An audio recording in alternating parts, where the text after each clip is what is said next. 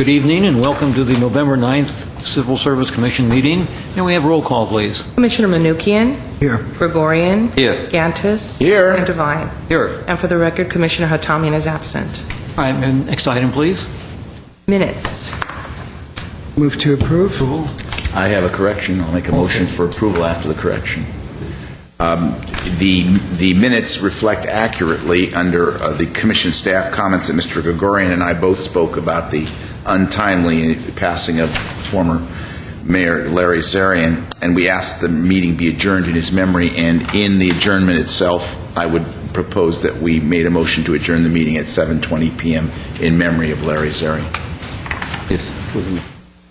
Okay, with those corrections, we have unanimous consent on the... we didn't get a second, I'm sorry. Can I get a second? Second. Okay, we have unanimous consent. Next item, please. Oral communications. Okay, I have no cards. Is there anyone in the audience that wishes to address the Commission on items not on the agenda? Seeing none, we'll move on. Recruitment and examination status report. Mr. Doyle? Mr. Chair, members of the Commission, this item is the Recruitment and Examination Workload Status Report. This indicates the current workload among the HR staff, the various recruitments they have, listed by each of our analysts. The dates of the openings, the various exams are listed. This reflects somewhat of a moderate workload in the recruitment area. You see a lot of both open and promotional exams, various departments. If you have any questions on any of these, be happy to try and answer them.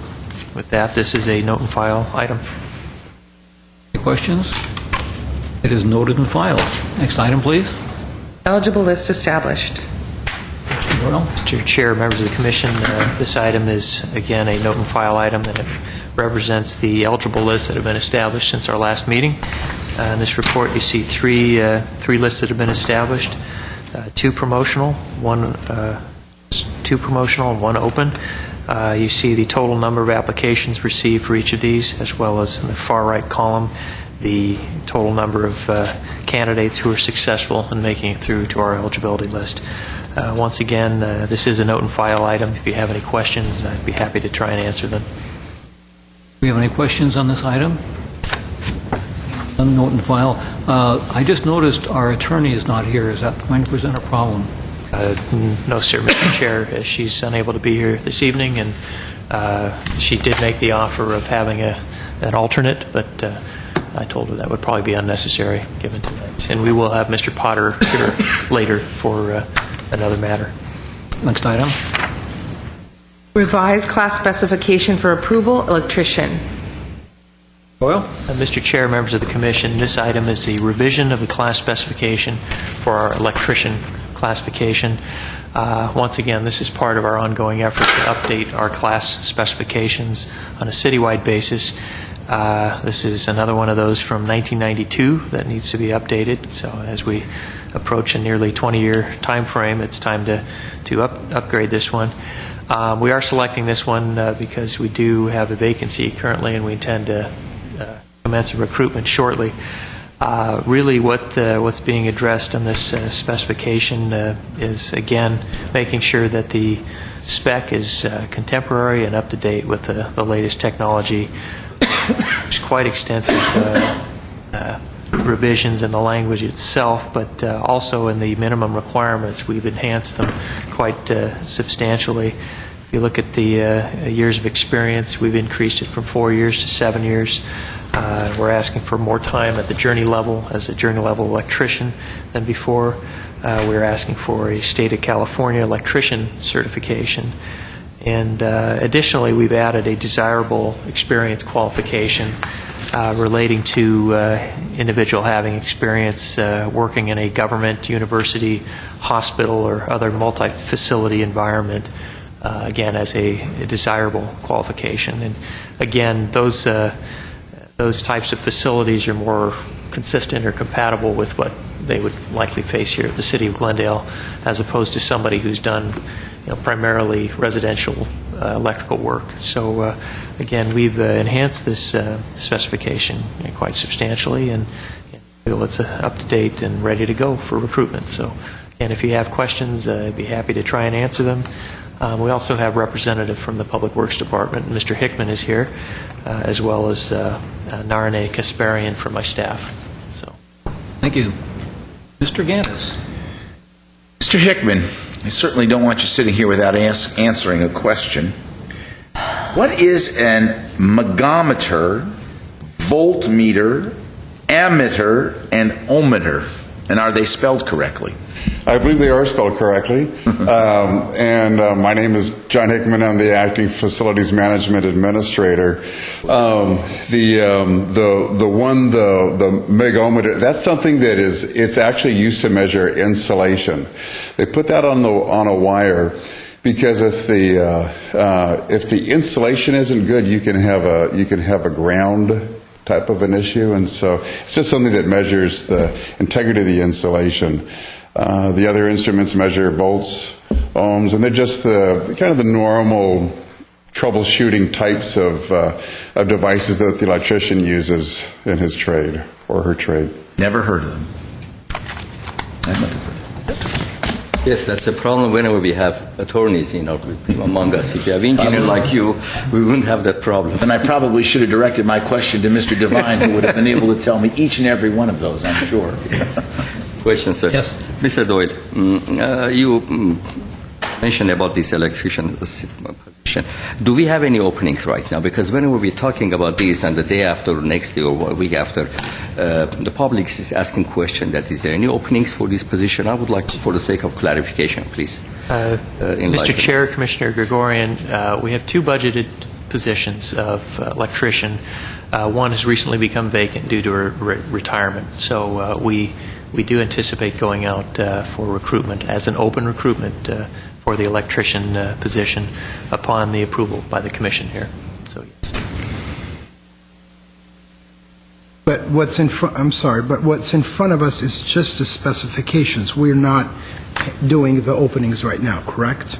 Well, Mr. Chair and Commissioner Manoukian, this is the specification for that position, and what we do then after this is approved, we take that specification, then we formulate a job bulletin, which is pretty much identical. The job bulletin contains a few extra pieces of information, including the salary, the selection process, the exam we're doing, and it indicates whether it's open or promotional, and all of that other information. So, but we do intend to recruit for this, I believe, sometime this month. So, Thank you.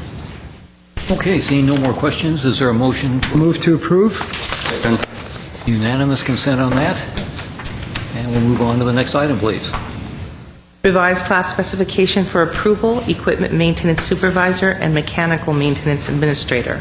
Mr. Chair, members of the Commission, I'm going to ask that this item be pulled from the agenda. This item number 7, involving the equipment maintenance supervisor and mechanical maintenance administrator. We have some additional research to do, and Mr. Zern would like to look at this once more before we bring it back. Very good. Any objection from the commissioners to have it pulled? Okay, it is pulled. On to the next one. Revised class specification for approval, emergency services coordinator. Mr. Doyle.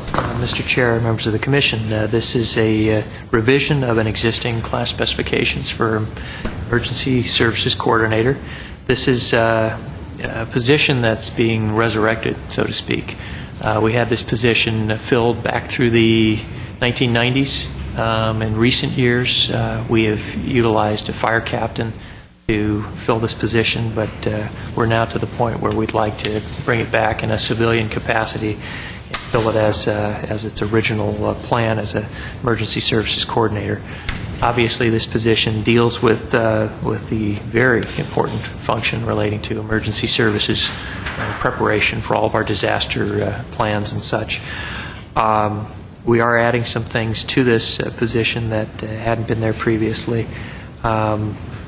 mostly relating to the addition of the PIO function, public information function, as well as a certain component relating to public education. So this individual will have sort of a dual role working in the emergency services area, and also will be out in public quite a bit speaking about fire prevention, emergency prevention, and disaster prevention and such. Again, this is another specification that was last updated in 1992, so we do have lots of changes to it and enhanced to the degree that we're comfortable now going out and recruiting.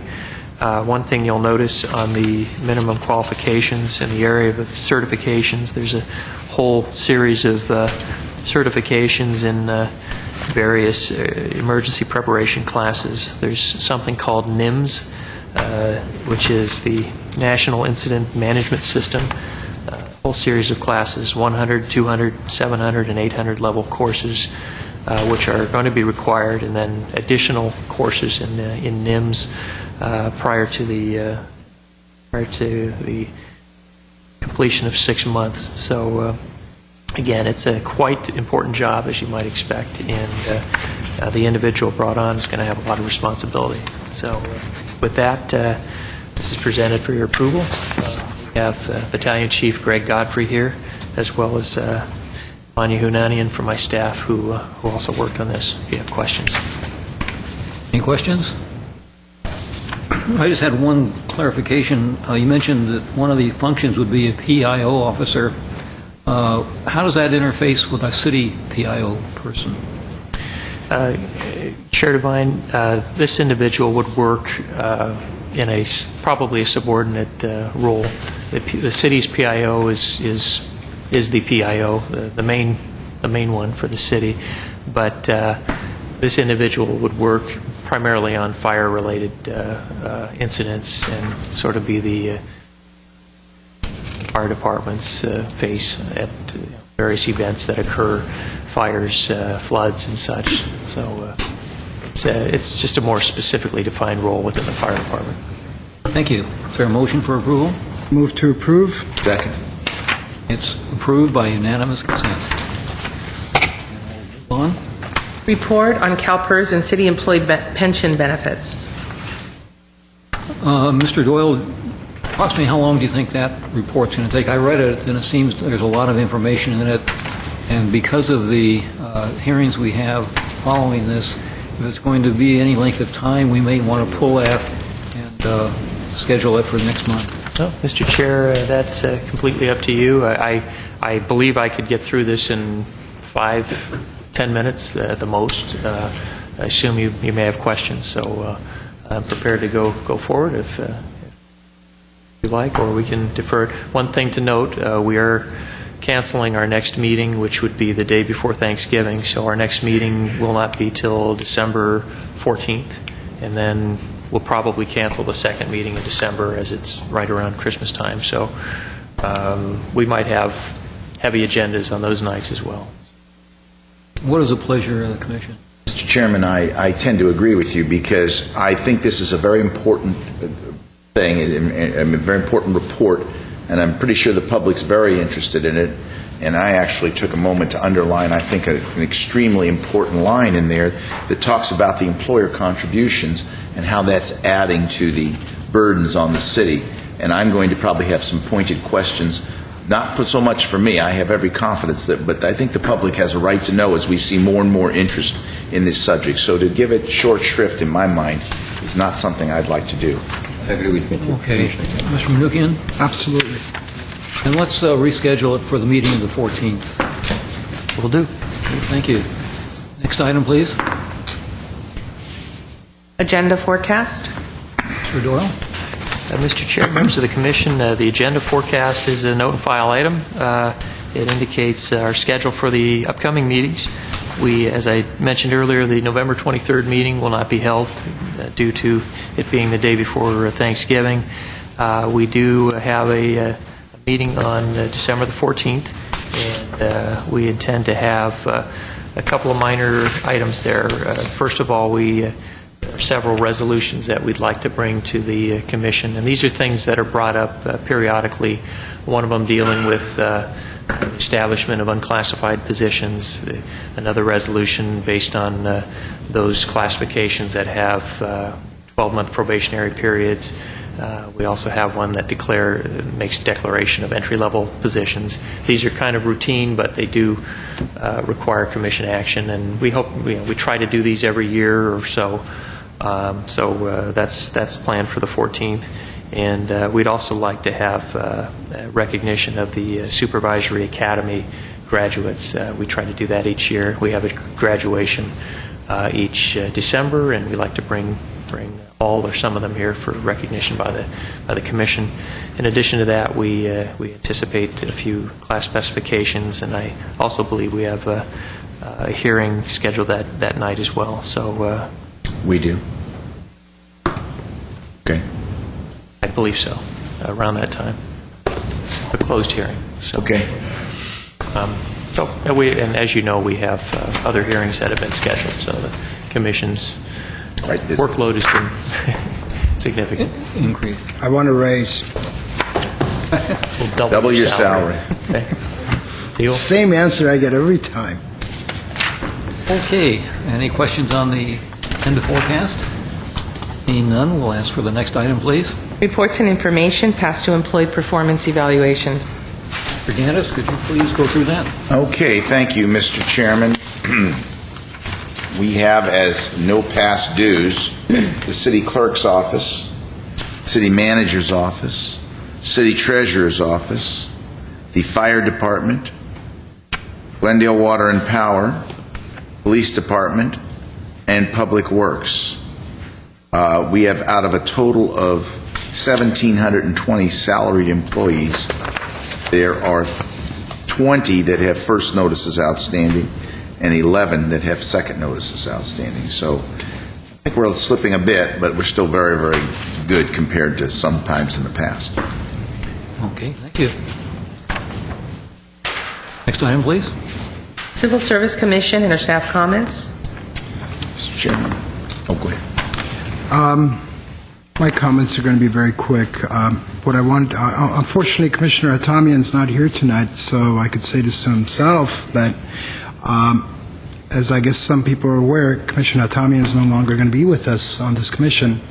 One of the things that I truly admired working with Commissioner Atamian, I've learned a lot from him. I think he's a tremendous asset to this commission, and for the short period that he was with us, he, as I said, I was very, very impressed. And I hope that Commissioner Atamian is going to be back on this commission. I've told him personally many times that, you know, I don't intend to make a career out of this seat. So I hope he will consider coming back and help us on this commission. As I said, we learned a lot.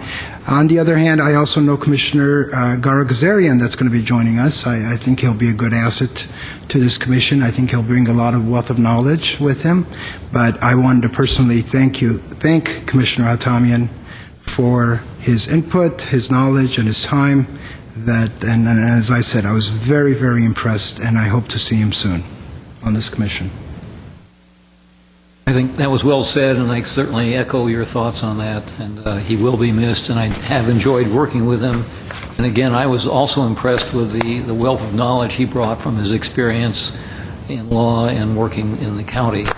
So hopefully he'll come back either on this commission when an opening appears, or certainly some other commissions in the city.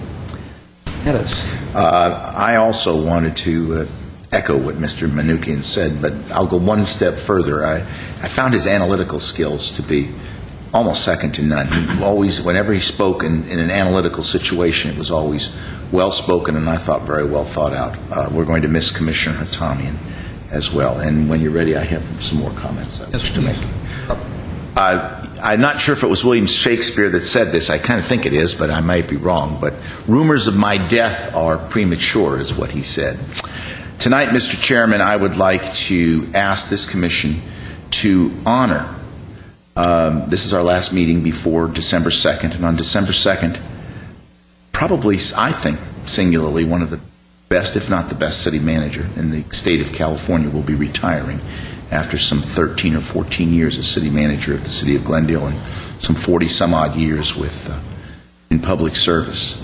Jim Starbird has been nothing short of, I think, fantastic for this city. His work ethic, his values, his leadership of the entire city team I think has brought this city to new levels. Certainly, we see as members of the Civil Service Commission and the many departments that come in front of us, as well as our own department, the Human Resources, the quality of the employee that is a part of this city. And while he doesn't do in a lot of instances the hiring and firing, clearly he sets an example that I think goes down the food chain, so to speak, and to the levels that do the hiring. And in his case, some of our executives are second to none. I think we've been fortunate to have Jim Starbird as our city manager. He's going to be missed. I would request, Mr. Chairman, that in honor of Jim Starbird, because I can hear him saying what Shakespeare would have said, that we're not putting him down, but I'd ask that we adjourn this meeting in honor of Jim Starbird's retirement. Well, thank you for the comments, and we will certainly do that. Absolutely. I concur. More comments? We'll move on. Closed session, public employee appointment, payroll specialist 1 and payroll specialist 2, and public employee discipline. Okay, we will now be adjourning into closed session, We will probably report out. and we will be reporting out, but not on television. This will end the televised portion of the commission meeting. After adjournment, the hearing panel will meet to conduct another hearing that is scheduled for this evening. So with that, we'll ask those that are not involved with items A or B of the closed session to please adjourn, and we will go into closed session at this point.